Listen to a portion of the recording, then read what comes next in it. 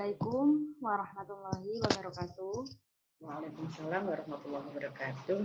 Baik, selamat siang semuanya. Terima kasih banyak untuk Mbak Anis dan juga segenap panitia dari kajian strategis Diaspora Muda Lamongan. Perkenalkan, nama saya Eka Maulidatul Hasanah. Saya sebagai host dalam kajian strategis pada siang kali ini, dengan mengusung tema memahami RUU TPKS dalam kasus kekerasan sosial. Selanjutnya saya akan memperkenalkan dari narasumber kita, yaitu Mbak Anis. Mbak Anis Suaidah ini lahir di Lamongan, menempuh pendidikan terakhirnya di UIN Sunan Ampel, Surabaya. Beliau memiliki pengalaman penyuluh agama Islam Kabupaten Lamongan, lalu koordinator advokasi dan pendampingan APL atau Aliansi Perempuan Lamongan, dan pendamping sosial P2T P2A Kabupaten Lamongan. Langsung saja saya masuk ke pembahasan kita ya Mbak Anis ya pada siang hari ini, yaitu gimana sih sebenarnya pendapat atau pandangan Mbak Anis sendiri mengenai seksualitas, Mbak. Ya, terima kasih. Ya, terima kasih Eka. Eka atau Maulida tuh ini ya kemanggilnya Eka aja ya. Iya, Mbak. Ya. Makasih. Assalamualaikum warahmatullahi wabarakatuh. Selamat siang untuk kita semuanya. Alhamdulillah hari ini saya bisa berbagi informasi terkait dengan pemahaman rencana undang-undang tindak pidana kekerasan seksual. Nanti kita akan berbincang terkait beberapa pemahaman masyarakat terkait TPKS itu sendiri. Tadi sudah dimulai dari pertanyaan yang disampaikan oleh Mbak Eka, bagaimana sih pandangan saya ketika bicara terkait dengan seksualitas? Kalau menurut saya seksualitas itu hubungan antara laki-laki dan perempuan yang kalau di masyarakat kita atau di negara kita yang ada ketimuran itu yang sudah dihalalkan atau sudah melakukan ijab kabul secara sah di KUA dan terdaftar itu menurut saya. Tapi dalam konteks seksual itu sendiri adalah bagaimana ketika laki-laki dan perempuan itu melakukan hubungan seksual dengan tarodin atau saling ridho antara laki-laki dan perempuan dalam konteks qabil tu nikah. Itu yang harus kita pahami. Tapi di sisi lain ada yang namanya pemaksaan seksual, baik di dalam ranah keluarga itu juga ada yang namanya perkosaan dalam perkawinan. Tapi di luar keluarga atau di luar ranah keluarga atau yang sudah melakukan akad nikah, konteks seksual itu ada beberapa seksual yang dilakukan secara paksa, dan ini memang yang dilarang oleh agama dan bertentangan dengan HAM yang ada pada manusia itu sendiri. Itu kalau menurut saya seperti itu. Jadi hubungan seksual yang dilakukan secara saling suka, saling ridho, kemudian tidak ada paksaan atau kalau bahasa pesantrennya tidak ada bahasa workshop itu mengambil tanpa izin, tapi ini ada izin, kemudian ada persetujuan, ada izin, dan konteksnya kalau di adat ketimuran di kita adalah dengan melakukan yang menghalalkan dengan qabil tu nikah. Itu kalau menurut saya seperti itu Mbak kalau seksualitas. Oke, baik. Terima kasih banyak Mbak Anis tentang penjelasannya. Next question yang kedua ya, untuk apakah sih sebenarnya penyebab munculnya stigma negatif terhadap perempuan di era sekarang? Stigma negatif dari zaman dahulu sampai di era sekarang yang namanya penyebab terjadinya stigma negatif terhadap perempuan itu disebabkan karena sosial dan budaya. Kenapa saya bicara terkait dengan sosial dan budaya? Karena ada 6 diskriminasi yang dialami oleh perempuan. Di antaranya terkait dengan diskriminasi budaya. Yang mana diskriminasi budaya ini meletakkan perempuan di bawah laki-laki atau lebih rendah daripada laki-laki, dan kodrat perempuan adalah di ranah domestik. Ini secara budaya yang sudah mengakar di masyarakat kita. Kemudian diskriminasi yang kedua terkait dengan diskriminasi pendidikan. Di masyarakat kita, ketika kita bicara terkait pendidikan, perempuan ini tidak harus sekolah tinggi-tinggi, karena di perempuan ini sudah ada labelnya 3M. Di Jawa sudah ada 3M, maca, masak, mana. Itu yang sudah dilabelkan. Jadi pendidikan jangan tinggi-tinggi, ujung-ujungnya nanti kamu tinggi-tinggi juga akan kembali ke dapur. Gitu. Itu diskriminasi di pendidikan. Kemudian diskriminasi di sosial. Ini sangat mirip sekali dengan diskriminasi budaya, yang mana perempuan mendapatkan pelabelan yang luar biasa ketika perempuan ini menjadi salah satu korban, atau dia menjadi karena secara otoritas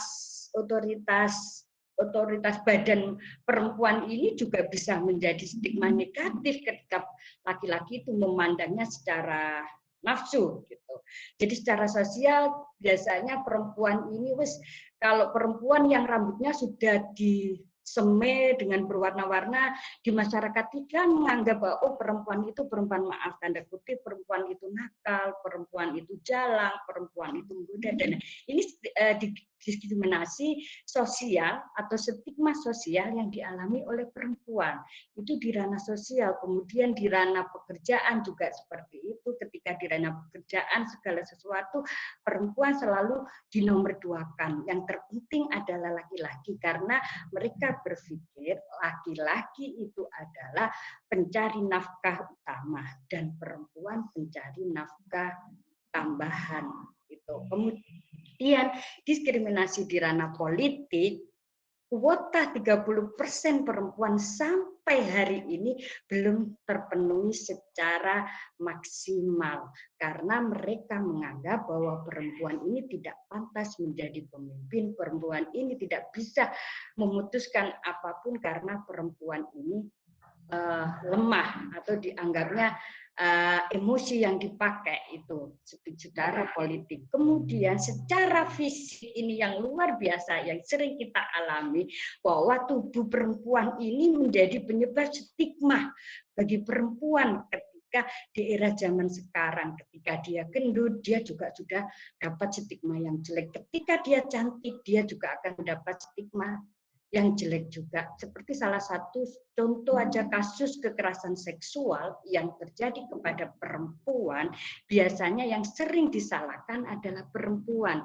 dengan tanda kutip dia karena bajunya terbuka, karena seksi. Tapi ketika perempuan sudah tertutup dan menutup auratnya rapat-rapat, tapi perempuan juga masih menjadi korban pelecehan seksual, mereka juga akan wah, salah sendiri kamu cantik. Ini loh stigma yang ada di penyebab stigma. Ketika perempuan mendapat stigma negatif, ada 6 diskriminasi itu, dan diskriminasi itu terbentuk dari budaya patriarki yang sudah mengakar di alam sadar masyarakat kita, bahwa segala sesuatu itu yang memiliki perempuan adalah laki-laki, dan relasi kuasa masih menjadi tolak ukur ketika perempuan mendapatkan stigma. Itu sih Mbak Ika, mungkin itu ya beberapa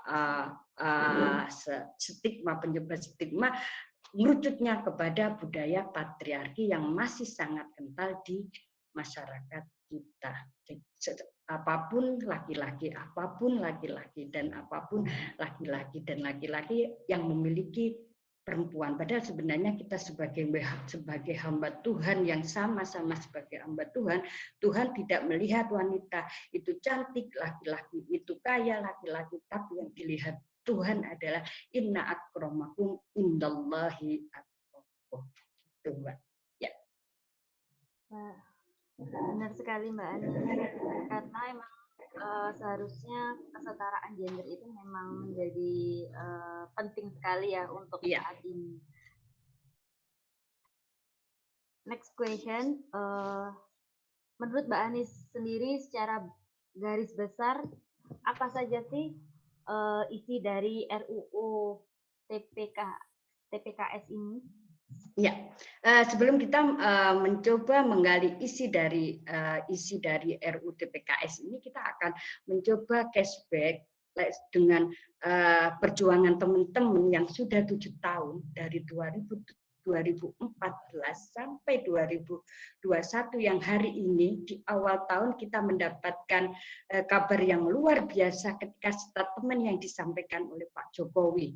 RUU TPKS segera disahkan yang kemarin disampaikan oleh beliaunya tanggal 4 itu disampaikan oleh beliaunya bahwa RUU TPKS ini harus segera disahkan karena korban butuh perlindungan dan itu menjadi kewajiban atau menjadi tanggung jawab semua pihak.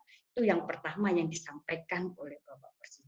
Kemudian yang kedua adalah Bapak Presiden juga menugaskan kepada Kementerian Hukum dan HAM dan Kementerian Pemberdayaan Perlindungan dan Perempuan untuk segera berkoordinasi dengan DPR terkait dengan RUU TPKS. Kemudian yang ketiga, Pak Jokowi juga menyampaikan kepada gugus tugas penyusunan draft TPKS ini untuk sering berkoordinasi dan mengawal draft-draft yang ada pada RUU TPKS tersebut. Ini adalah bentuk apa ya euforia bagi teman-teman yang selama ini sudah tujuh tahun 7 tahun mengadvokasi agar RUU TPKS ini disahkan. Tapi di perjalanan itu, ketika di September tahun 2020,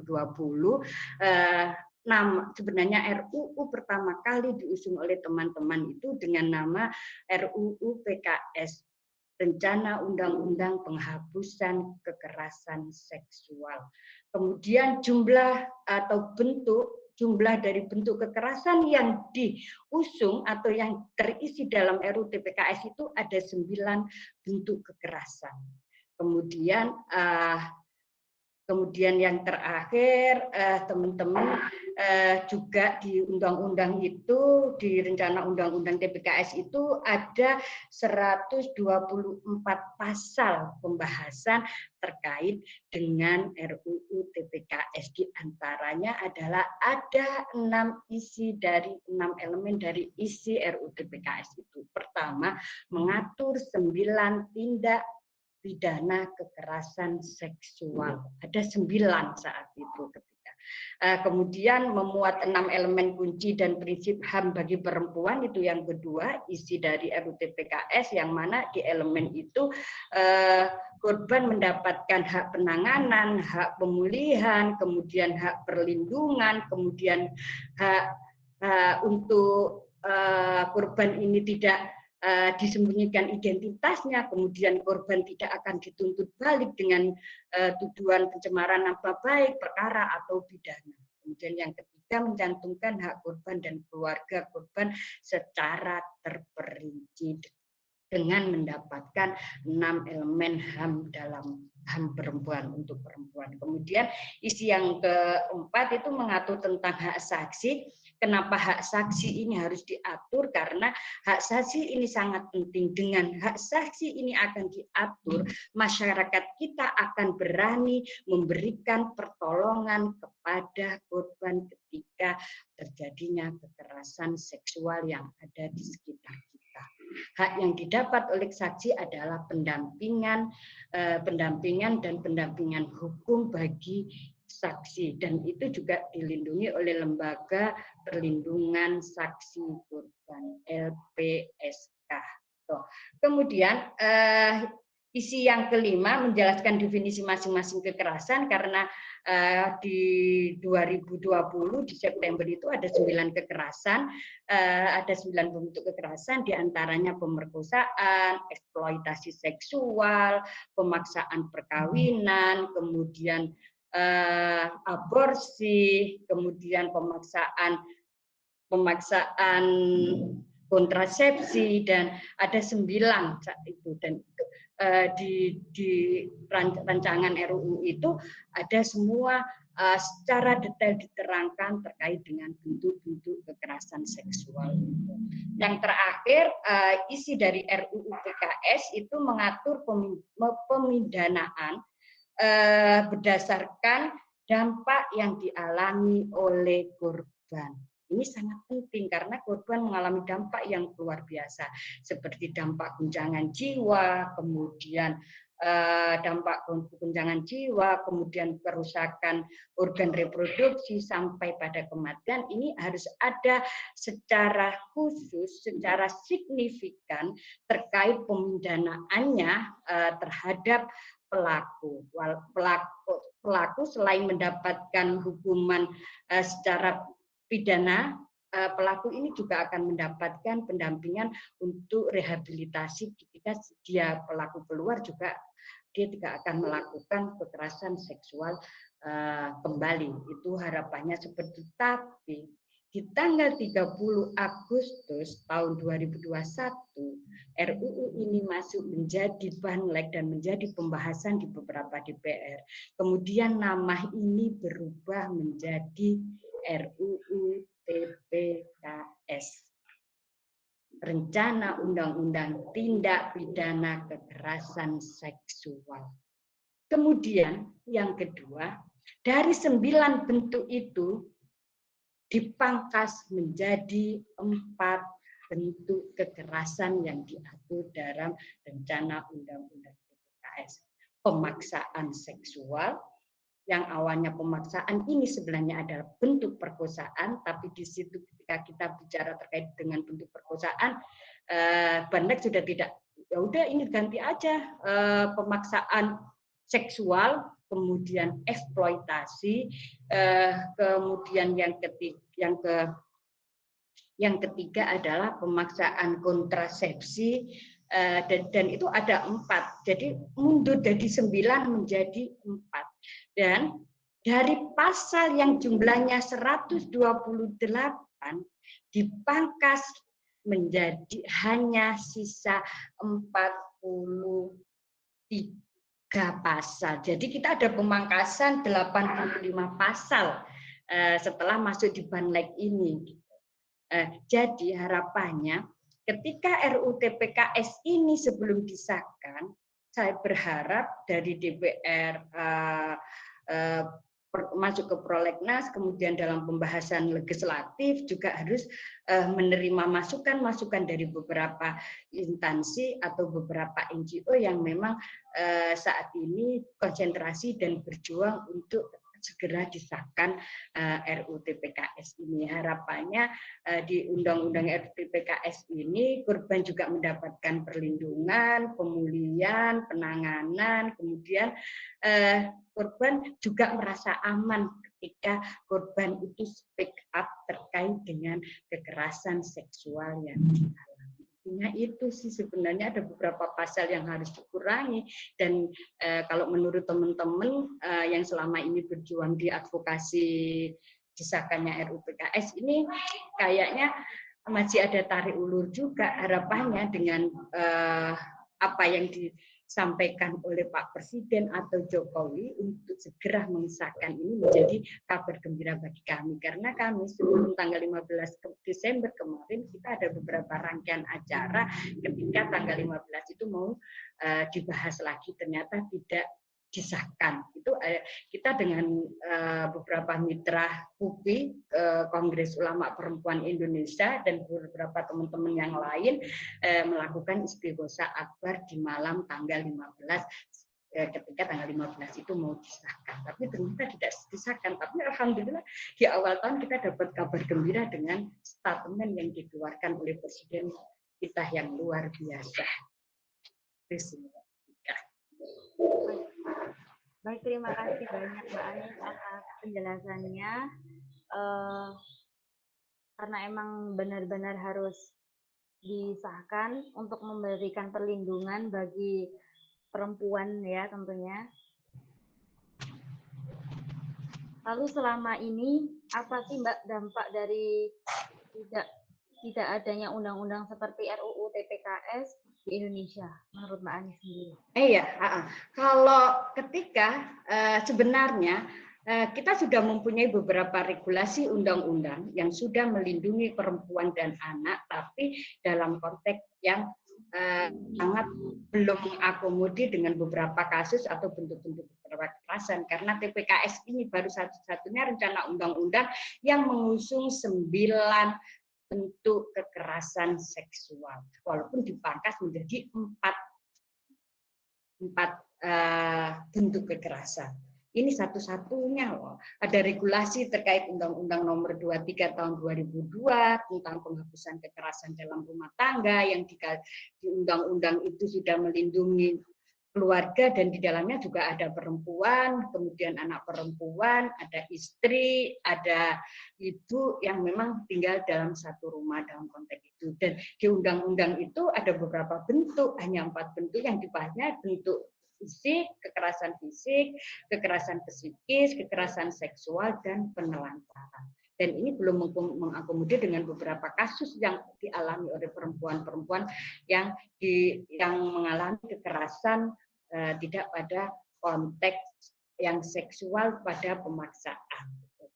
Kemudian kita juga mempunyai Undang-Undang Nomor 23 Tahun 2024 terkait dengan perlindungan anak. Kemudian ada pembaruan Nomor 35 Tahun 2014. Ini adalah regulasi yang sudah ada untuk melindungi anak, regulasi undang-undang ini. Kemudian ada perubahan undang-undang perkawinan yang nomor 1 tahun 74, yang mana saat itu perempuan di salah satu pasal perempuan berusia 16 dan laki-laki berusia 19. Kemudian ada perubahan nomor 16 tahun 2019, akhirnya ada perubahan di usia 19 tahun, laki-laki 19 tahun, perempuan juga 19 tahun. Itu sebenarnya ini sudah ada dari tahun 2002 itu sudah ada regulasi undang-undang terkait dengan perlindungan perempuan, dan tapi belum secara signifikan bisa melindungi perempuan dan anak, terutama pada perempuan, karena ada beberapa kasus di KUHP yang di KUHP itu sendiri hanya menyebutkan 2 bentuk kekerasan, yaitu perkosaan dan pencabulan. Konteks perkosaan itu sendiri juga menjadi hambatan saya ketika saya mendampingi kasus perkosaan. Hambatan saya adalah ketika ABH atau aparat penegak hukum meminta saksi. Masa ada perkosaan saksi? Kan enggak ada. Kalau misalnya, kalau ada saksi kan otomatis tidak akan terjadi pemerkosaan. Jadi dengan pernyataan atau apa yang disampaikan oleh korban itu bisa menjadi tindak lanjut. Tapi ternyata tidak. Beberapa kasus yang pernah didampingi oleh Forum Pengada Layanan, 40% kasus itu dilaporkan terkait dengan kekerasan seksual terhadap perempuan, tapi yang tertangani hanya 10% dari 40%, yang 30% tidak tertangani karena tidak ada payung hukum yang memang melindungi korban. Dampak yang dialami luar biasa, trauma bagi korban sampai dia meninggal itu terjadi. Kemudian ada fisik pada alat reproduksi atau seksual seperti perempuan vagina, kemudian pendarahan, kemudian KTP atau kehamilan tidak diinginkan, kemudian ada infeksi seksual menular. Ini adalah bentuk trauma yang dialami oleh perempuan yang menjadi korban. Yang ketiga, perempuan mendapatkan stigma negatif ketika dia menjadi korban ini. Stigmanya ada mereka kalian sendiri dia kurang malang, jadi wanita jalan, pakaiannya seksi walaupun berjilbab, pakaiannya dan masih menjadi stigma yang luar biasa bagi korban, padahal dia sudah korban. Makanya banyak korban yang tidak berani speak up karena mereka tidak akan bisa menerima mereka mendapatkan dukungan sosial Kemudian trauma yang dialami lagi adalah ketika sampai pada proses terakhir apa yang dialami oleh Novia. Masih ingat dengan ujian Novia, korban akan melakukan sampai hari ini kita selama kita khususnya pada umumnya sebenarnya undang-undang RUU PKS ini tidak hanya untuk perempuan tapi juga ada korban laki-laki juga laki-laki korban perempuan.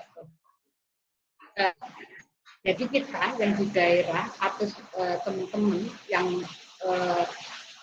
bergulat pada pendampingan beberapa kasus itu payung hukum yang jelas ketika perempuan itu mengalami dan yang jelas itu perempuan mendapatkan perlindungan, kemudian penanganan, kemudian mendapatkan rumah aman itu yang dilakukan oleh teman-teman ketika dampak yang luar biasa. Masa kita harus menunggu beberapa korban lagi, beberapa jatuh korban lagi, kemudian RUU PKS ini baru disahkan. Kita masih ingat, masih sangat ingat sekali dan masih segar sekali kasus yang terjadi di salah satu boarding school, korbannya 21 anak perempuan sampai mengalami ada yang mengalami kehamilan, yang melakukan adalah ustadznya sendiri. Masa kita harus menunggu ada korban-korban lagi sehingga menunggu lagi agar RUU PKS ini disahkan. Saya berharap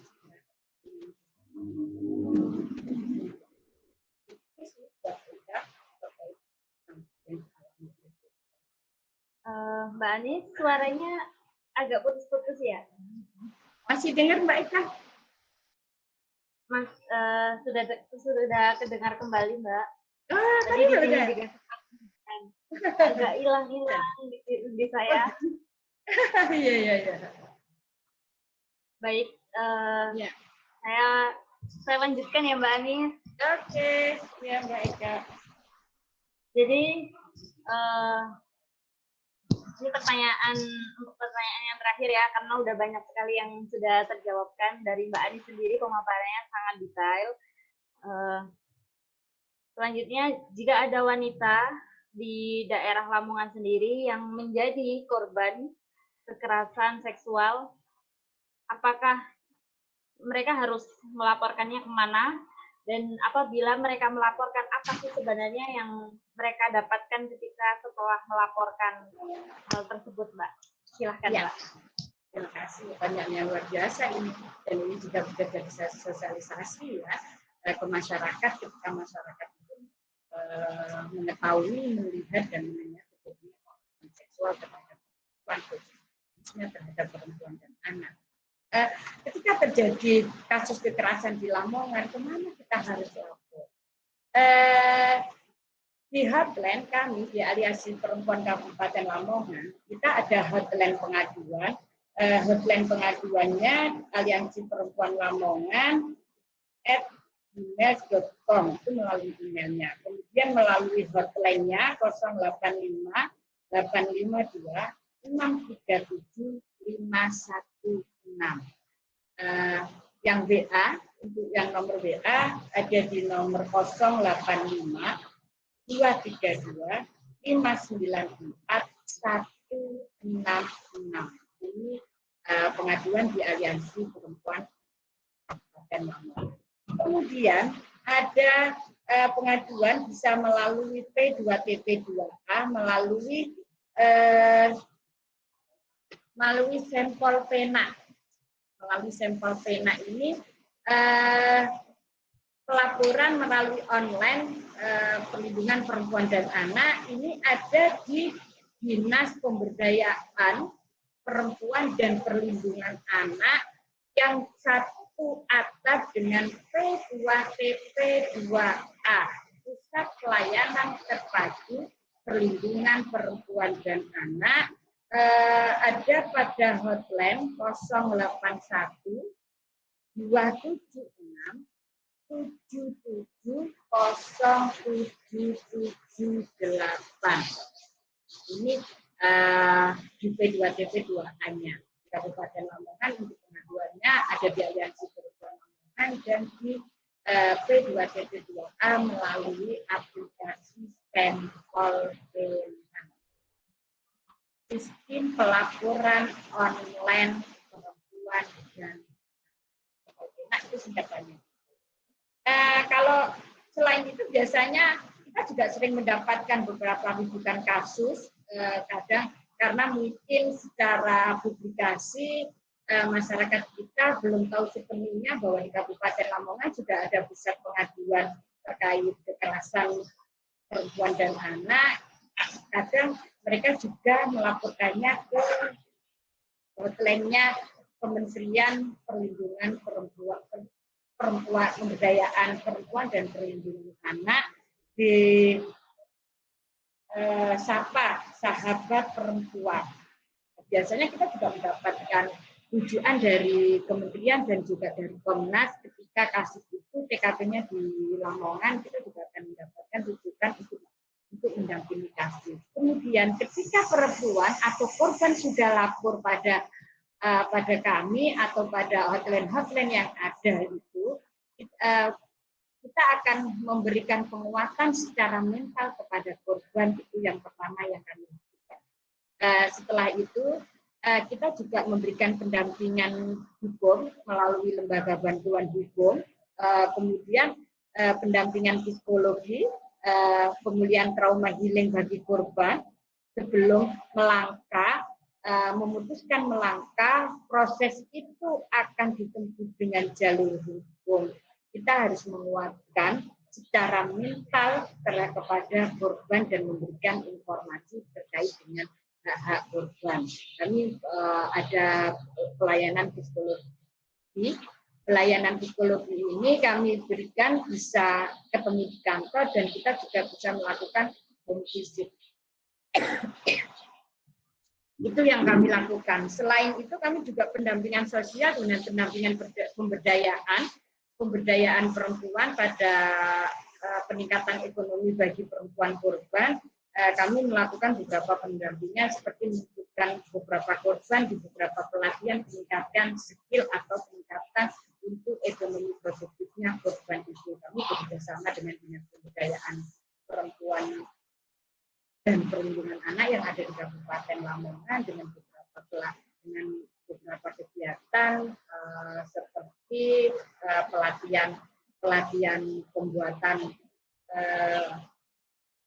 pembuatan jajanan yang ringan, kemudian memberi pelatihan packaging bagi korban, sehingga korban bisa survive ketika kembali kepada masyarakat atau ketika korban sudah akan melanjutkan cita-citanya lagi, dan itu tetap kita dampingi.